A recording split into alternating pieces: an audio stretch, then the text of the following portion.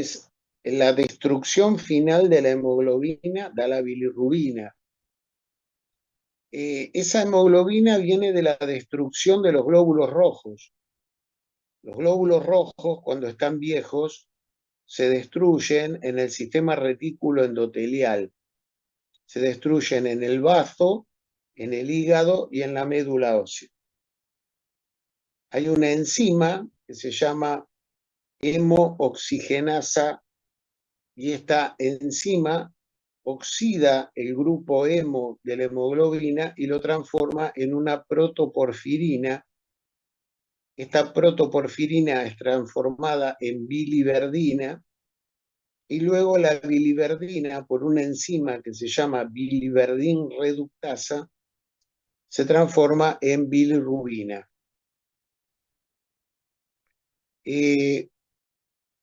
También si hay eritropoyesis ineficaz en la médula, eritropoyesis ineficaz es que se forman glóbulos y se mueren en la médula sin salir a la circulación.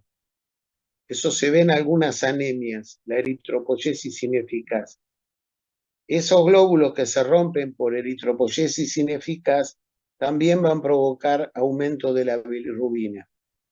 Y también la destrucción de precursores de los eritrocitos en la médula ósea. Una parte de la bilirrubina viene de la destrucción de la mioglobina, de citocromos y de catalasas. Esa bilirrubina, que se forma por la destrucción de la hemoglobina, se llama bilirrubina indirecta y es transportada hacia el hepatocito, es transportada unida a la albúmina. Hay algunos medicamentos que pueden competir con la unión de la bilirrubina con la albúmina, por ejemplo, los salicilatos, asulfas, el diazepam, la furosemida, la gentamicina. Cuando la bilirrubina llega al hígado, es captada por un mecanismo activo por las células hepáticas y se une a dos proteínas intracelulares, que son la proteína Y y la proteína Z. Estas proteínas del interior del hepatocito transportan la bilirrubina al sistema retículo endoplasmático liso. En el REL, en el retículo endoplasmático liso, se produce lo que se llama la conjugación de la bilirrubina. La conjugación se hace con ácido glucurónico, mayoritariamente, y una minoría se conjuga con sulfatos. Y la enzima que media ese proceso se llama glucoroniltransferasa. Entonces, luego de esa conjugación se forma lo que se llama la bilirrubina conjugada o bilirrubina directa, que tiene una característica: es hidrosoluble y es excretada hacia el canalículo biliar que está entre dos hepatocitos, por un proceso dependiente de la energía. Además, esta bilirrubina conjugada puede filtrar por orina y ser tóxica para los túbulos renales y en general no atraviesa la barrera hematoencefálica.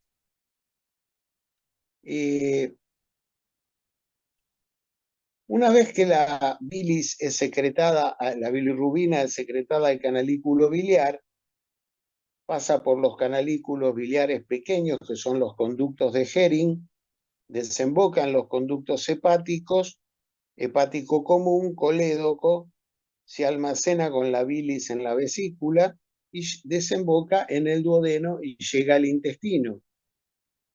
En el intestino, la bilirrubina conjugada por acción de las bacterias intestinales se transforma en estercobilinógeno y urobilinógeno, que le dan el color a la materia fecal. El color marrón a la materia fecal se la da el esterco bilinógeno y el urobilinógeno.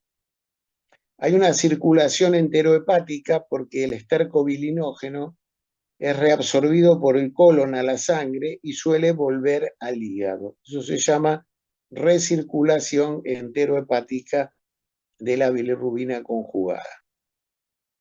Entonces, con esto hemos repasado el metabolismo de la bilirrubina. Y ahora nos metemos en el tema de las ictericias. Vamos a dividir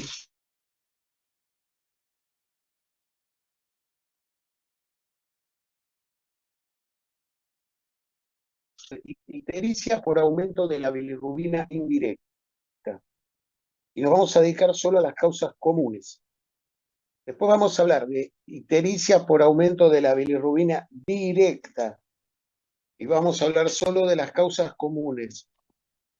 Y finalmente vamos a dejar un último apartado que está en el capítulo del paciente con diagnóstico complejo, que son los pacientes con causas raras de ictericia. Pacientes con causas raras de ictericia. Entonces empezamos por el primer grupo. Son ictericias a predominio de la bilirrubina indirecta. Estas son ictericias flavínicas. El paciente tiene un color amarillo limón. Amarillo limón. Y no tiene bilirrubinas muy altas. Las bilirrubinas son de 3, 4, 4,5, 5, no más de eso. No más de eso. La causa más común es la hemólisis. O sea, cuando hay una destrucción incrementada de glóbulos rojos. ¿Cómo nos damos cuenta que hay hemólisis? Bueno, porque hay anemia, porque aumentan los reticulocitos, porque aumenta la láctico deshidrogenasa, que es una enzima que es muy rica en los glóbulos rojos, y porque disminuyen los niveles plasmáticos de aptoglobina. Cuando usted tiene hemólisis importantes, porque tiene una anemia hemolítica, hay un aumento de la incidencia de litiasis biliar, justamente por el exceso de bilirrubina que tiene la bilis. Entonces, es fácil saber que es hemolítica, porque va a tener anemia, va a tener reticulocitos altos, porque la médula está fabricando glóbulos rojos inmaduros todo el tiempo. Va a tener láctico deshidrogenasa alta, porque el glóbulo rojo tiene mucha láctico deshidrogenasa, y si se rompe pasa a la circulación. Y la aptoglobina va a estar disminuida. Clínicamente, muchas veces cuando hay episodios de hemólisis, el paciente tiene crisis de escalofríos. Crisis de escalofríos. Otra causa que puede dar aumento de la bilirrubina indirecta es cuando el paciente recibe transfusiones, sobre todo transfusiones de glóbulos rojos medio viejitos. O sea, usted sabe que cuando usted le hace una transfusión al paciente, la sangre que usted le saca al paciente se puede usar 120 días. Si usted usa glóbulos más viejitos, glóbulos de 100 días, ya esos glóbulos están medio como en el límite de la vida, y entonces hay más niveles de hemólisis cuando usted hace la transfusión. También cuando hay grandes hematomas, los hematomas, usted tiene un hematoma en el muslo, bueno, ese hematoma es grande, es una pelota de sangre que cuando se reabsorbe, todos esos glóbulos rojos se transforman en bilirrubina. Entonces, la reabsorción de un hematoma puede producir una ictericia flavínica. La eritropoyesis ineficaz. La eritropoyesis ineficaz no es lo mismo que hemólisis. Hemólisis es que se te rompan los glóbulos cuando circulan. Eritropoyesis ineficaz es que se te rompan los glóbulos en la médula antes de salir a la circulación.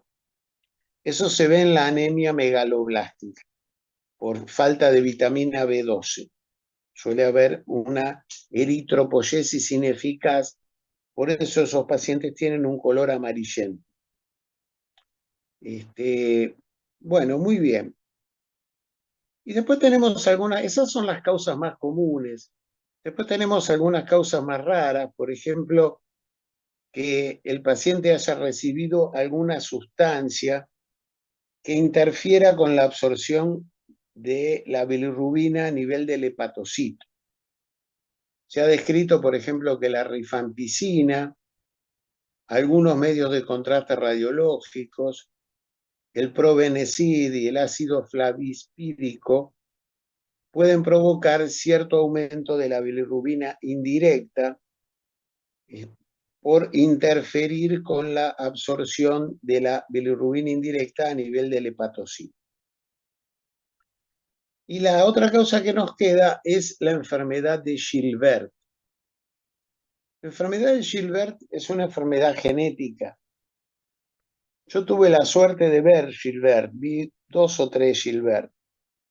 Son el 5% de la población. Son pacientes que están sanos, pero que tienen un aumento de la bilirrubina muy leve. En vez de tener 2, tienen 3, ponele, de bilirrubina, y lo tienen todo el tiempo. Pero si están en ayuno, si están estresados, si hacen ejercicios físicos o tienen enfermedades intercurrentes, niveles de bilirrubina pueden aumentar un poco, a 4 o 5. Y entonces pueden tener un poquito de astenia y algunas molestias abdominales vagas. Y están subictéricos o levemente ictéricos, es una ictericia flavínica. Tienen una mutación de un gen que es la enzima responsable de la conjugación de la bilirrubina. Por lo tanto, conjugan menos del 40% de lo normal. Conjugan menos del 40% de lo normal. Si usted le da fenobarbital, los valores de bilirrubina disminuyen. En general es una rareza, no les trae ningún tipo de problema, la vida que tienen es normal y no requiere ningún tratamiento. Esta es la enfermedad de Gilbert. ¿Cómo va a estudiar usted a una ictericia prehepática, una ictericia hemolítica?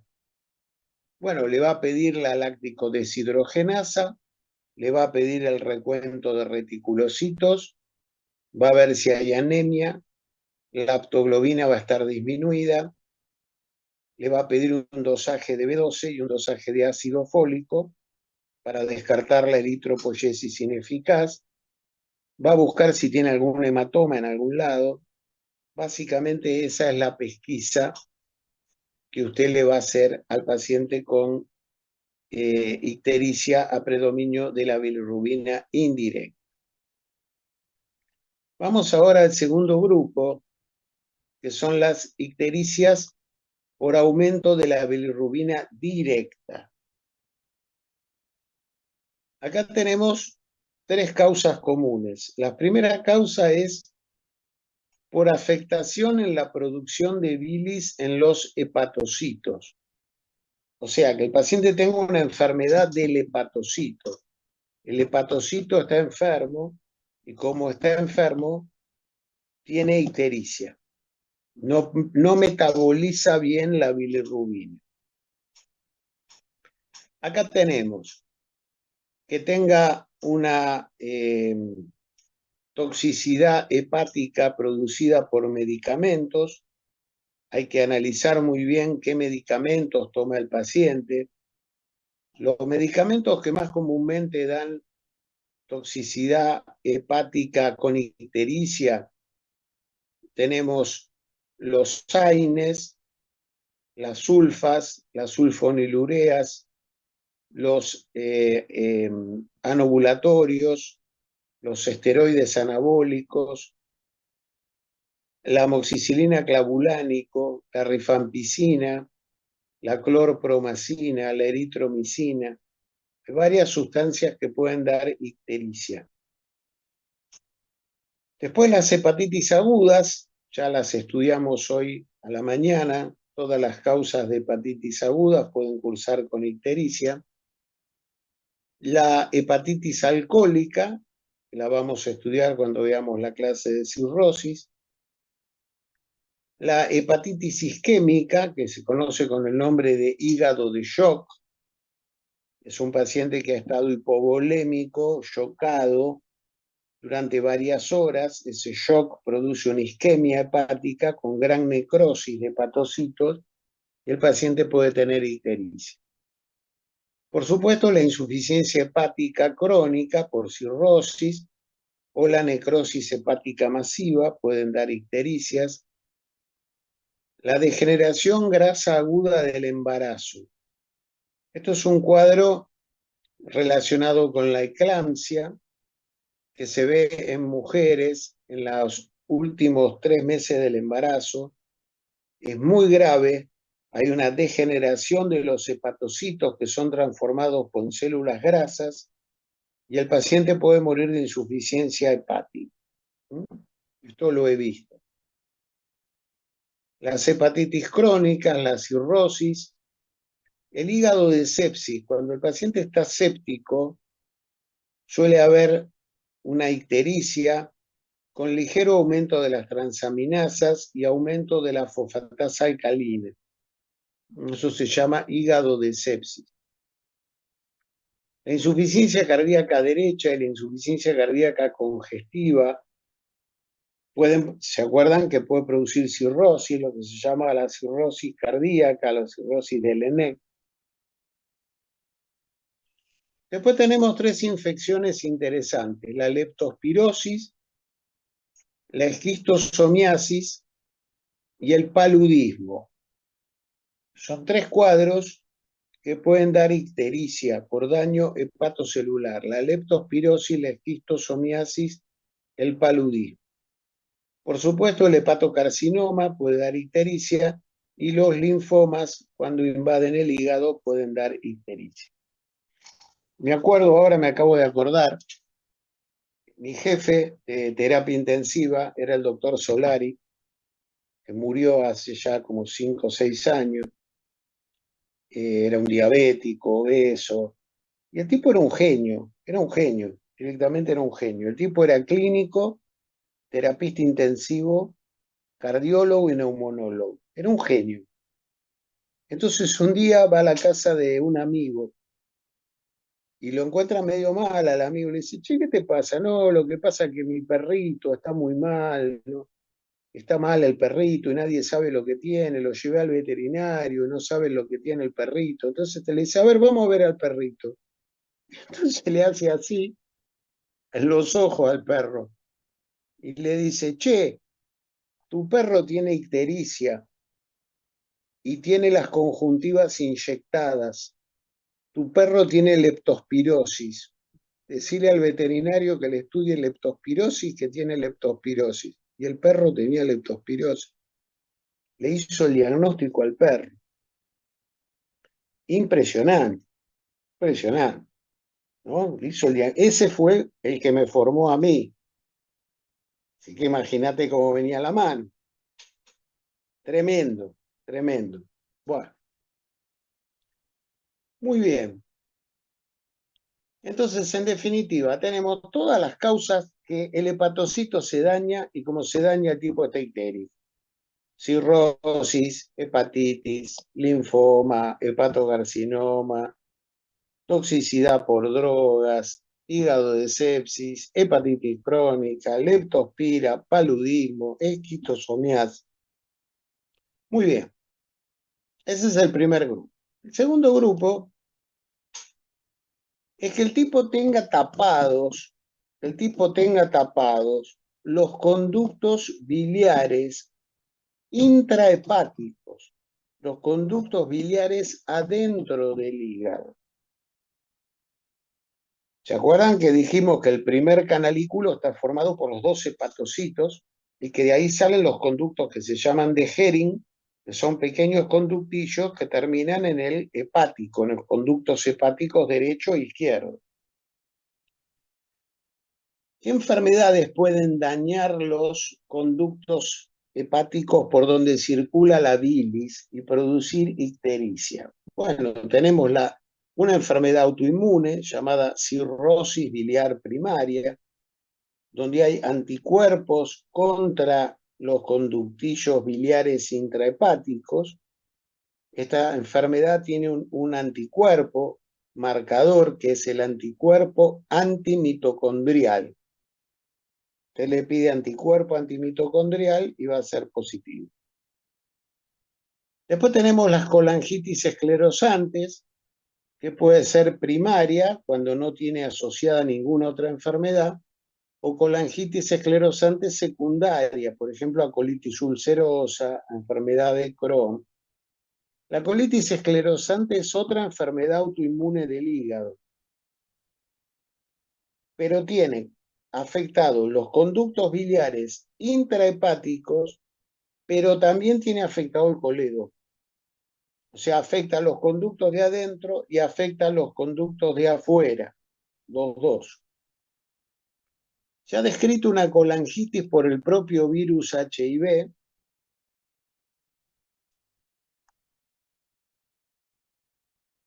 Se ha descrito que puede haber ictericia por granulomas intrahepáticos, las enfermedades que pueden dar granulomas, por ejemplo, la sarcoidosis.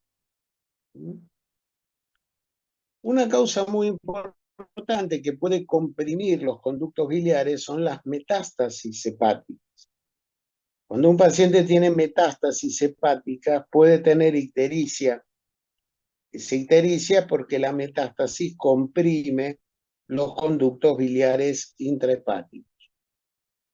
Después tenemos el cáncer de la vía biliar intrahepática que se llama colangiocarcinoma. Y finalmente la infiltración del hígado por infecciones o por abscesos. Entonces, esta sería. Y nos queda un tercer grupo, es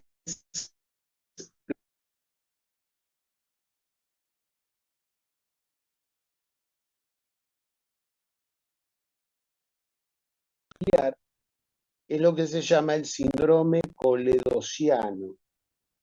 Síndrome coledociano es tengo tapado el colédoco. ¿Y por qué puede estar tapado el colédoco? El colédoco puede estar tapado por cálculos que pueden venir de la vesícula o a veces pacientes que le sacaron la vesícula hace 30 años y forman nuevos cálculos directamente en el colédoco. Puede estar tapado por parásitos, por ejemplo, fasciola hepática, Clonorchis sinensis, Ascaris. Puede estar tapado por coágulos, puede estar tapado por cáncer de la vía biliar, por cáncer de vesícula, puede estar tapado por un ampuloma, un tumor de la ampolla de Vater, puede haber quistes en la vía biliar, puede haber secuelas quirúrgicas, de cirugías en la vía biliar que produzcan estenosis de la vía biliar.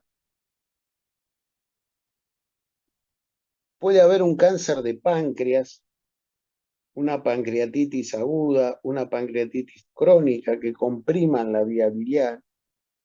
Entonces, estas serían las causas del síndrome coledociano. Cuando hay un síndrome coledociano, la ictericia es verdínica y los niveles de bilirrubina son muy altos.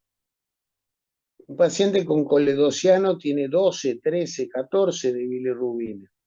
Son las ictericias más altas, con niveles más altos de ictericia. Y cuando usted tiene un síndrome coledociano, usted tiene que ir a resolver el síndrome coledociano dentro de las 72 horas, porque si no aparecen una serie de complicaciones graves, por ejemplo la falla renal, por ejemplo se puede infectar la bilis, hacer una colangitis infecciosa, puede haber abscesos hepáticos. Entonces, cuando hay un síndrome coledociano debe resolverse rápidamente. ¿Cuál es la metodología de estudio en estos que tienen una, en estos que tienen una, que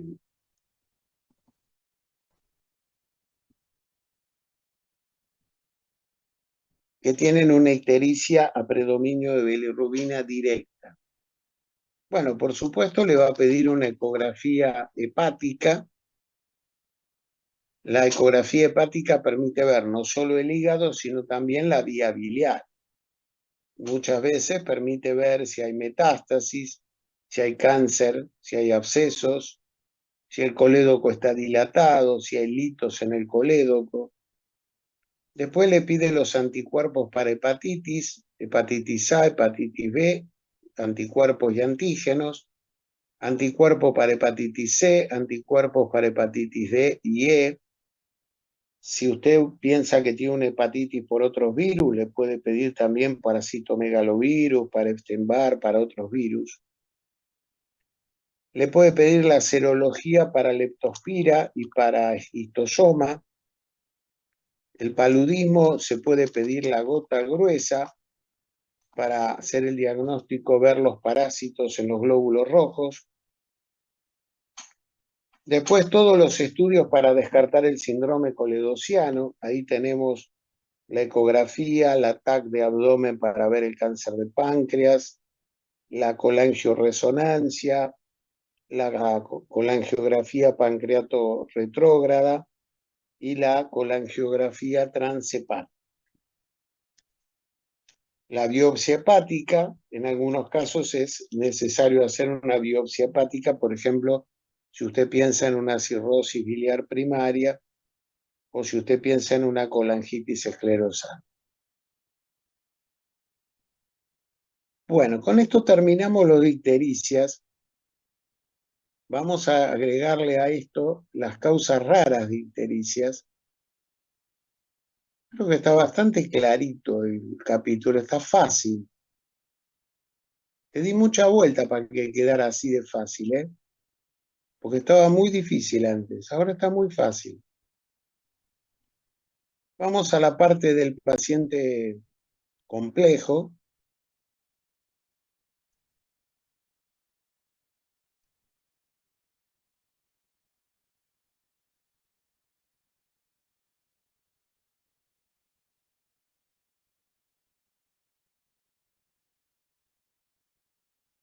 A ver,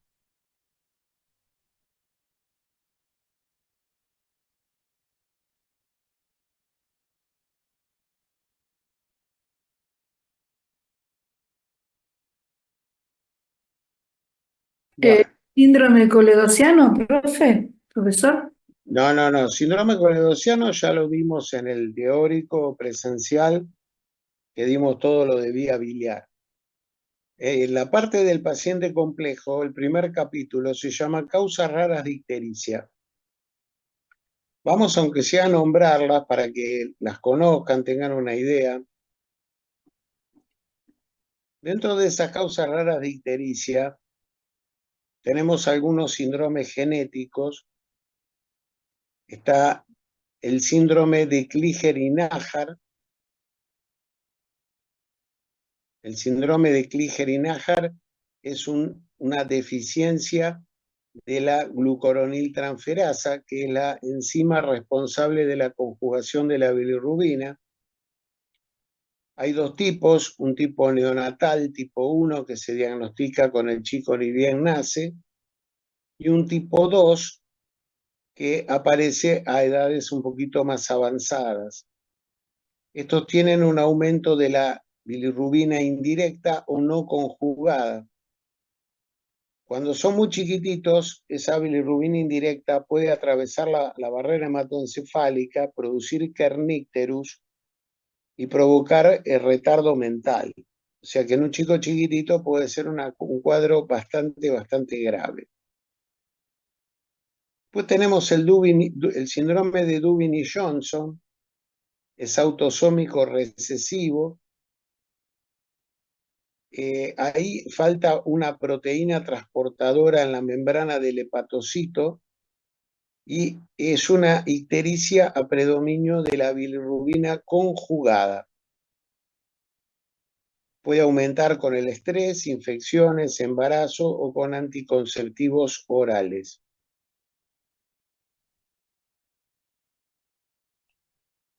Otro es el síndrome de Rotor, que es autosómico y recesivo. También es por aumento de la bilirrubina conjugada. Y después tenemos algunos cuadros que no son genéticos, no son así de nacimiento. Algunos sí, otros no.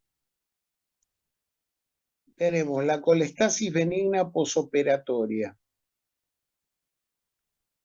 Es un paciente que después de una operación, entre el día 1 y el día 10 de una cirugía, le aparece una ictericia con aumento de fosfatasa alcalina, ligera aumento de las transaminasas ligero, y no hay signos de que haya ninguna lesión de la vía biliar, ni que haya ninguna necrosis de los hepatocitos. El cuadro es autolimitado, dura unos días y luego desaparece. Eso se llama colestasis benigna posoperatoria.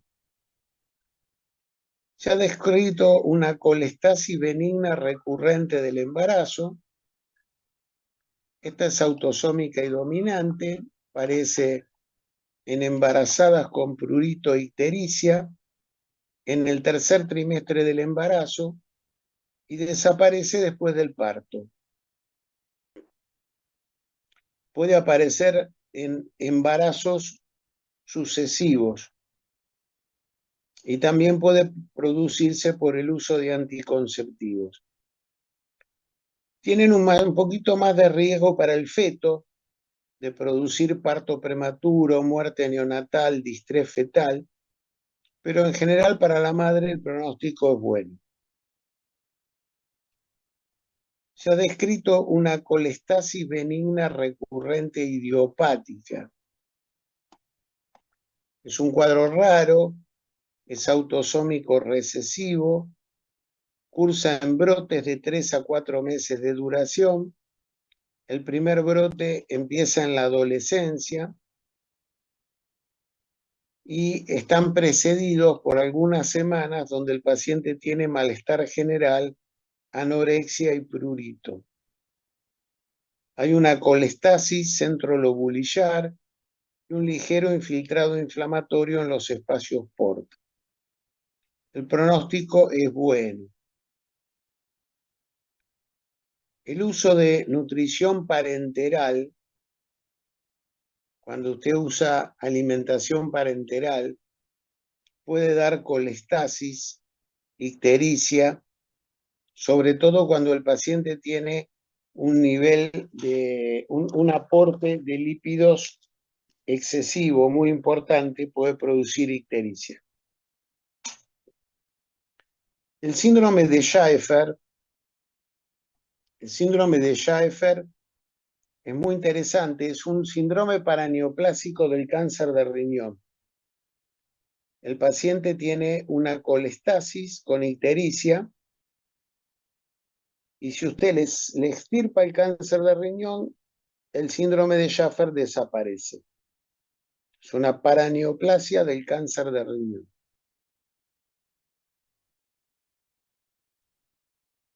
Otra enfermedad rara es la protoporfiria eritrocítica, donde hay un aumento de cristales de protoporfirina que precipitan en los canalículos biliares. Se ha descrito una colestasis intrahepática familiar y progresiva llamada enfermedad de Wheeler. Es una colestasis grave con hepatomegalia y esplenomegalia. el curso clínico evoluciona a una cirrosis y los pacientes van a requerir trasplante hepático, o sea que tiene mal pronóstico. La ductopenia idiopática del adulto es una enfermedad muy rara donde hay una destrucción progresiva de los conductos biliares intrahepáticos. No hay colangitis esclerosante, no hay cirrosis biliar primaria, hay una destrucción progresiva de los conductos biliares intrahepáticos. La sarcoidosis hepática es rara, por suerte, pero puede producir un cuadro muy parecido a una cirrosis biliar primaria. Puede destruir los conductos biliares y hay granulomas en el hígado y evolucionar a una cirrosis. La amiloidosis, los depósitos amiloides, también pueden producir ictericia y evolucionar a una cirrosis. La drepanocitosis es una anemia con glóbulos rojos en forma de hoz. Puede provocar ictericia, dolor en hipocondrio derecho y aumento de la fosfatasa alcalina. La poliquistosis hepática es una enfermedad congénita donde hay múltiples quistes hepáticos que ocasionan colestasis por compresión de la vía biliar intrahepática. La enfermedad de Caroli es una dilatación congénita de la vía biliar intrahepática. Tienen colangitis a repetición y forman cálculos adentro del hígado. La fibrosis quística, que la hemos estudiado en el aparato respiratorio. El síndrome de Alagiles tiene colestasis, tiene trastornos faciales y malformaciones cardiovasculares, es autosómico y dominante. Tienen poquitos conductos biliares, lo que produce colestasis e ictericia en los primeros meses de vida. Ustedes dirán, doctor, usted me enseña esto, pero esto es más raro que perro verde. Sí, las cosas son raras, pero un día yo estoy en el consultorio y me cae una señora con ictericia y me dice, yo tengo una enfermedad de Carolí. Entonces las cosas raras son raras hasta que te aparecen, ¿no? Cosas raras son raras hasta que te aparecen. La señora tenía la vía biliar intrahepática dilatada, hacía cálculos hepáticos adentro del hígado, hacía infecciones hepáticas, colangitis adentro del hígado, y pobre, un calvario la vida de la mujer y muy probablemente iba a haber una cirrosis y iba a tener que terminar con un trasplante hepático, ¿no? Una mujer de unos 40 y pico de años. Bueno, entonces, último repaso. Ictericias. Ictericias a predominio de bilirrubina indirecta, hemólisis, hematomas, eritropoyesis ineficaz, básicamente esas causas. Más raro, enfermedad de Gilbert. Pues, ictericias a predominio de bilirrubina directa, que causa común. Se dividen en tres grupos. El daño puede estar en el hepatocito propiamente, entonces ahí tenemos un cáncer de hígado, un linfoma, ahí tenemos una hepatitis alcohólica, una hepatitis crónica, una cirrosis, esquistosomiasis, leptospira, paludismo. Otro grupo es que haya oclusión o compresión de los canalículos biliares intrahepáticos. Ahí tenemos cirrosis biliar primaria, colangitis esclerosante, colangitis del HIV, metástasis hepáticas, granulomas hepáticos.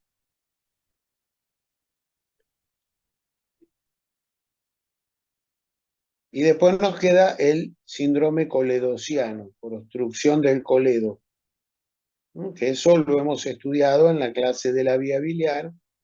La obstrucción del colédoco puede ser por cálculos, puede ser por parásitos, puede ser por tumores, por cánceres de la vía biliar, de la vesícula, por ampulomas, por quistes, por estenosis posquirúrgica de la vía biliar.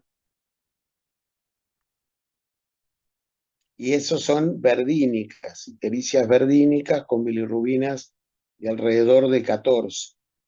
Mientras que la de los canalículos y la intrahepática en general son rubínicas y las bilirrubinas suelen estar alrededor de 6, 7, no más de eso.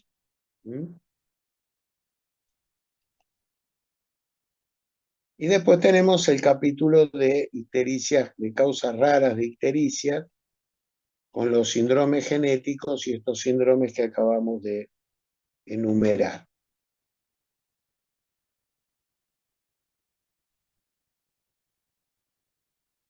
Bueno, no sé si quieren preguntar algo, si hay alguna duda.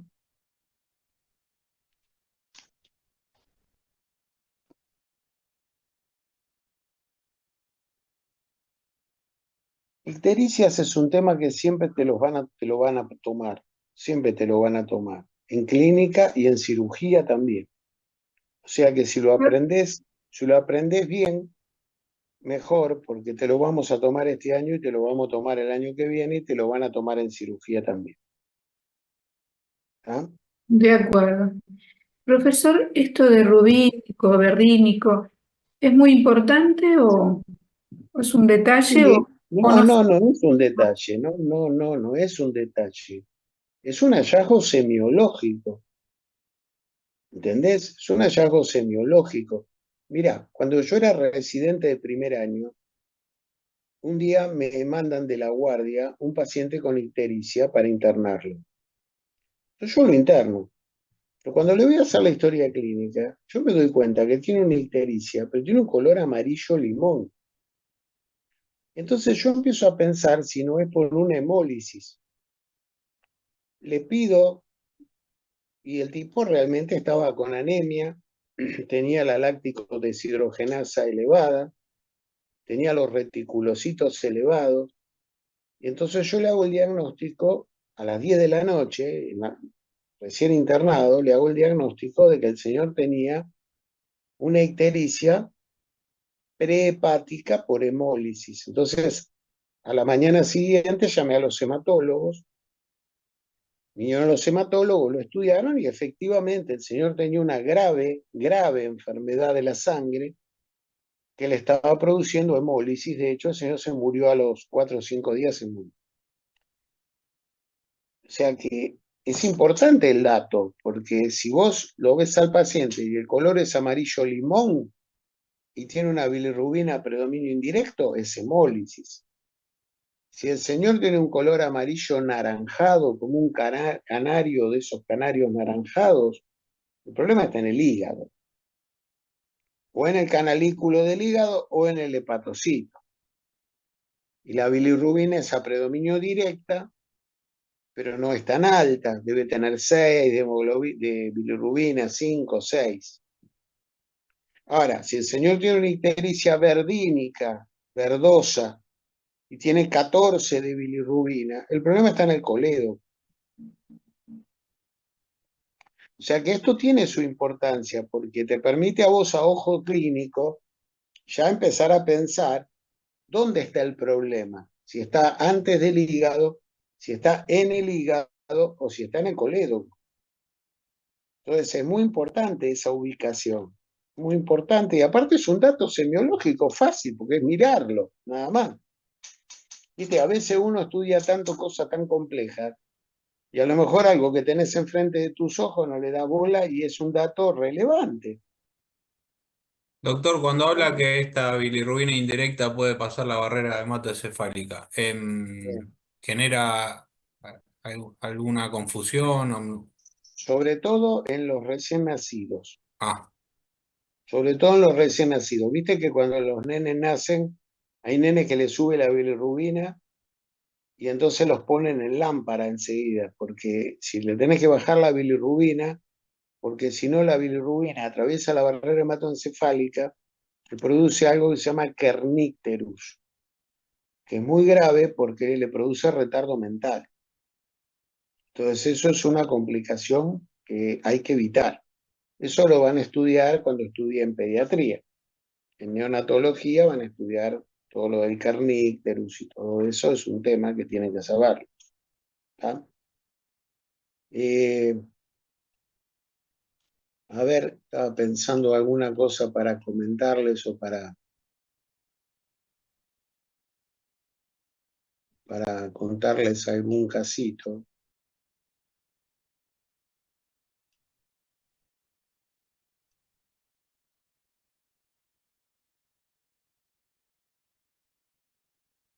Ya les conté un casito de ictericia así prehepática, ¿no?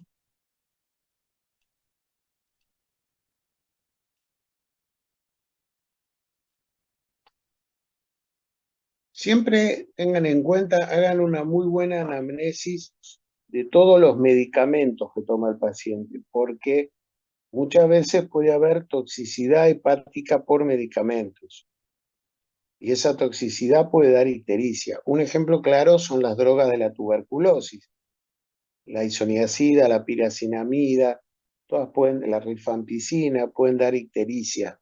¿Mm? Hígado de sepsis he visto muchos en terapia intensiva, ¿verdad? Que he visto mucho. Degeneración grasa aguda del embarazo de una sola paciente y se murió. Había en terapia intensiva muy grave y se murió. En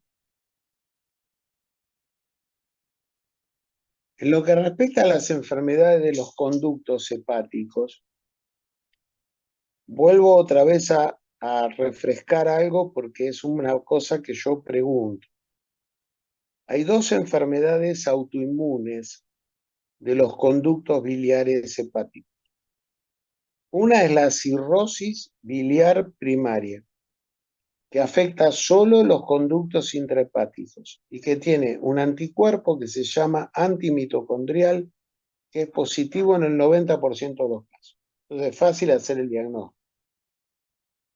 Y la otra se llama colangitis esclerosante, que puede ser pura o asociada a alguna enfermedad, sobre todo colitis ulcerosa. La colangitis esclerosante es autoinmune, pero afecta los conductos adentro del hígado, pero también afecta el colédoco, afecta a las dos cosas. No tiene un anticuerpo para hacer el diagnóstico se hace por colangioresonancia, donde usted va a ver estenosada toda la vía biliar, y biopsia hepática, donde usted va a ver la lesión de los conductillos biliares intrahepáticos. Esa es la diferencia.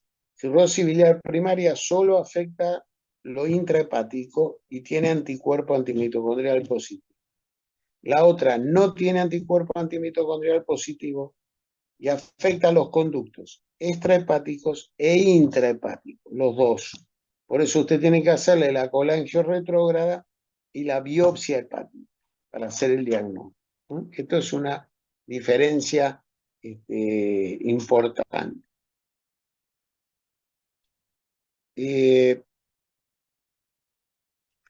Les quería contar un casito. Ahí tengo un lindo caso para contarle.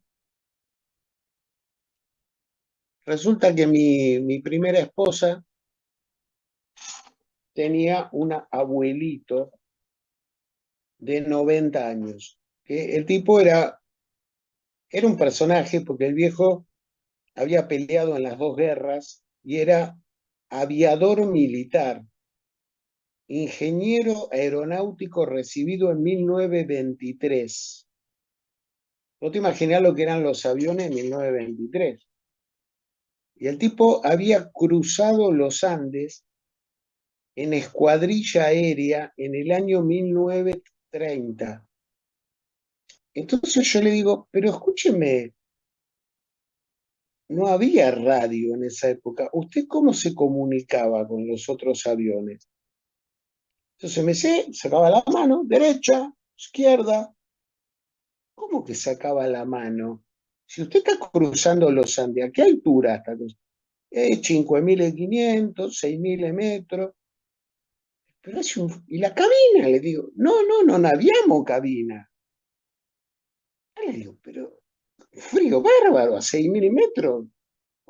Fa freddo, molto freddo. Íbamos con la bufanda. Bueno, este es el personaje. Bueno, el viejo un día se pone histérico. Se pone histérico, mi suegro médico, mi suegra médica. No, dejémoslo, debe tener un cáncer. Mira, no sé, vamos a estudiarlo. Le damos una tomografía a ver si es un cáncer de páncreas. Le pedimos la tomografía, páncreas normal.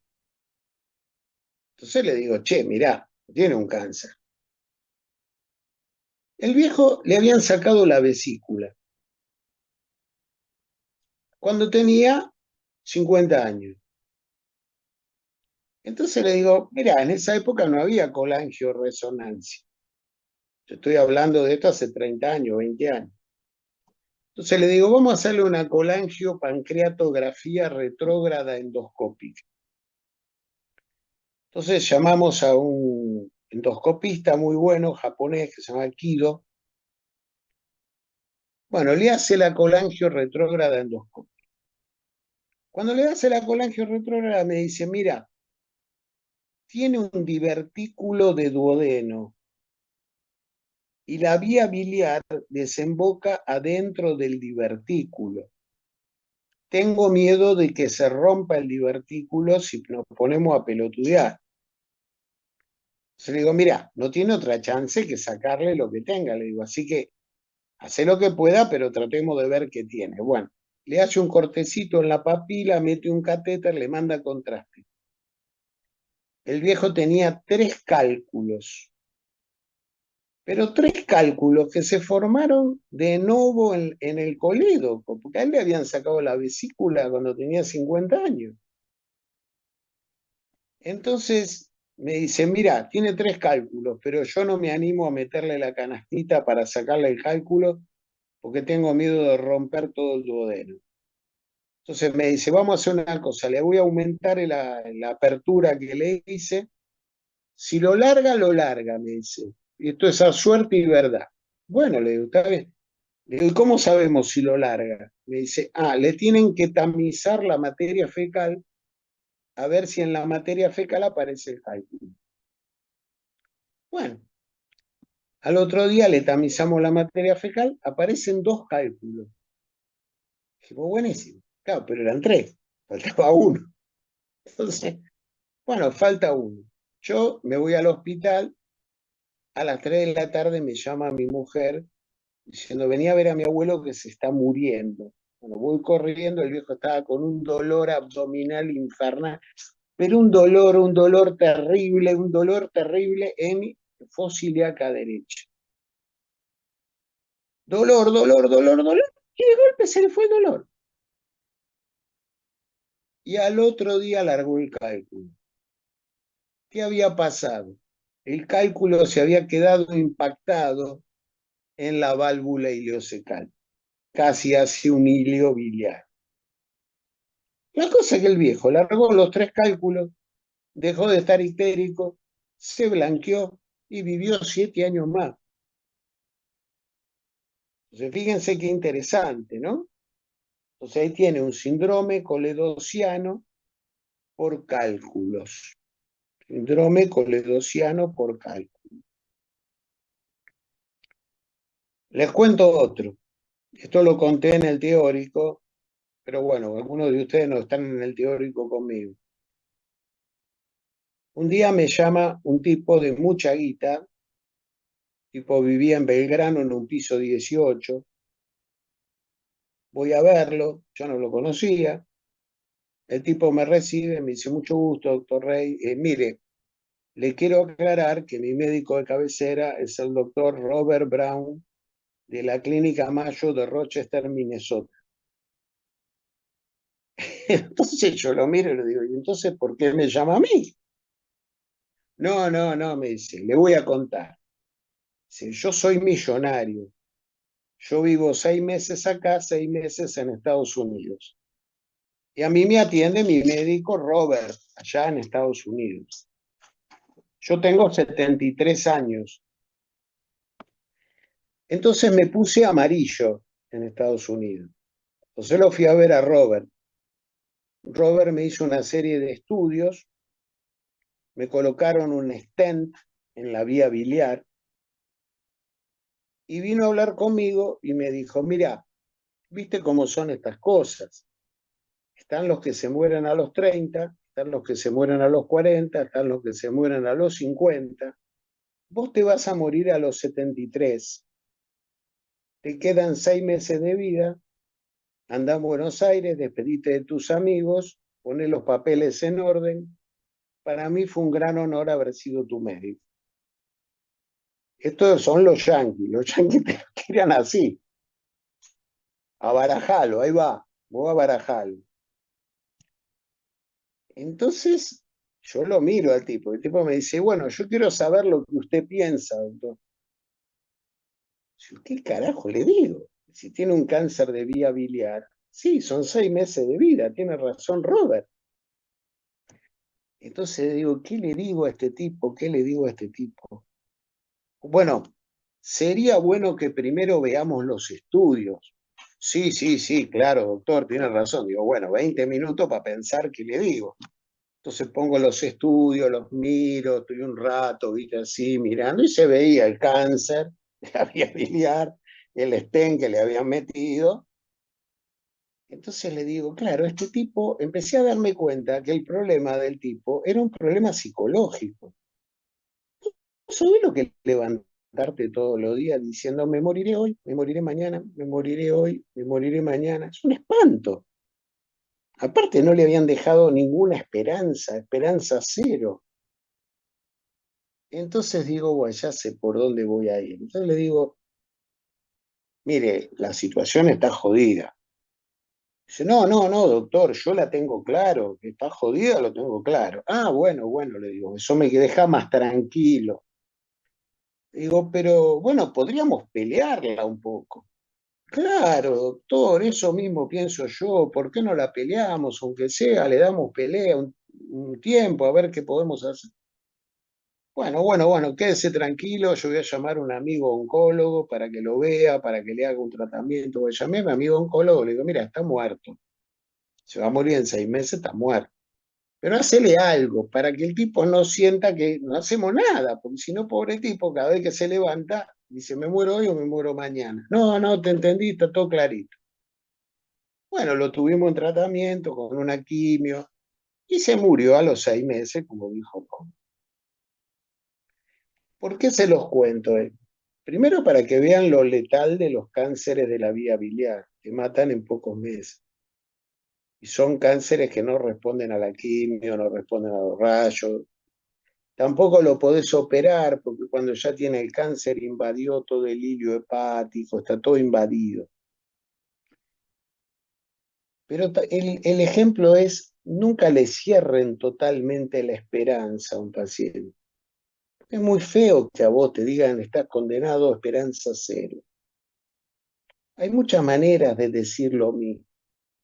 Muchas maneras de decir lo mismo. No se trata que usted le venda, no, no tiene nada, quédese tranquilo. No, tampoco la pelotudez, la gente no es boluda. Pero hay muchas maneras de decir lo mismo. Y usted puede acompañarlo al paciente diciéndole, bueno, mire, está difícil, está complicado, pero bueno, vamos a tratar de ver si podemos hacer algo. Ya es otra cosa para el paciente. Por lo menos acá en la Argentina, no estamos acostumbrados como los yanquis que te digan, Bueno, mire, usted se muere dentro de 20 días, llame a los familiares, haga una fiesta, despídase de todo. No estamos acostumbrados a eso nosotros. ¿Está? Entonces, por eso les quería contar este caso. ¿No?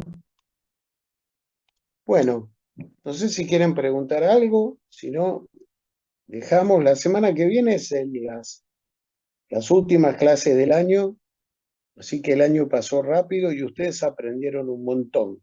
Si ustedes miran para atrás lo que aprendieron este año, aprendieron muchísimo, muchísimo. Probablemente aprendieron este año mucho más que en todos los años de la carrera. Aprendieron muchísimo. Y ojalá hayan aprendido no solamente de conocimiento, sino también actitudes, actitudes médicas, actitudes de cómo plantarse frente al paciente, cómo pensar, cómo plantarse con la familia del paciente. ¿No? Son actitudes, esas son actitudes que uno aprende, son muy importantes, ¿no? Muy importantes. Yo no lo hice con todos ustedes, pero muchas veces cuando empezaba el año, yo entraba a dar la primera clase y todos los alumnos estaban hablando, armando un quilombo bárbaro, y yo me paraba en el medio y me quedaba callado, no decía nada. Y de golpe todos se miraban y se empezaban a callar. Entonces yo le decía, eso es actitud médica. Cuando usted entra, se tiene que sentir que usted está en el ambiente. No es que entró Juan de los Palotes, entró el médico. Usted tiene que tener una presencia. La gente tiene que sentir, entró el médico. Usted le tiene que decir, por favor, apague la televisión que estamos hablando del paciente. No puede estar yo y la televisión prendida. Estoy yo acá. Usted tiene que tener presencia. Eso es fundamental, ¿eh? Fundamental. Bueno, dejamos. La semana que viene tenemos lo de páncreas y lo de cirrosis. Son lindas clases, muy lindas clases. La de páncreas la puse presencial porque es medio compleja. Y después damos cirrosis por el video, que son temas grandes y lindos, interesantes. Bueno, nos Gracias. vemos. Chao. Doctor, No, gracias. doctor, Sí, ¿le puedo escribir al su mail, al mail que usted ha subido? sí, claro. Si me quiere Gracias. comentar algo, escríbame, no hay problema ahí. Muy amable, gracias. Chao. Gracias, profe, nos vemos.